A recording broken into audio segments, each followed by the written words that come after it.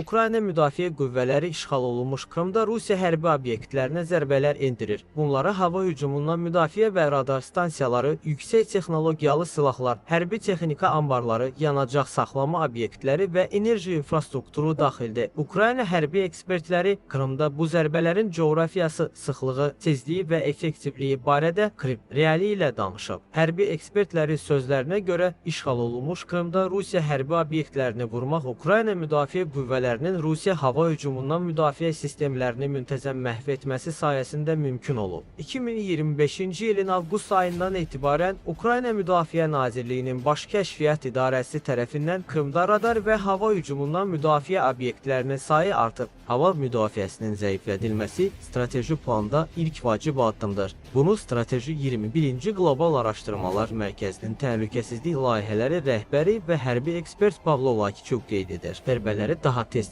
və ya daha effektiv etmək, bunlar müxtəlif tədbirlərdir.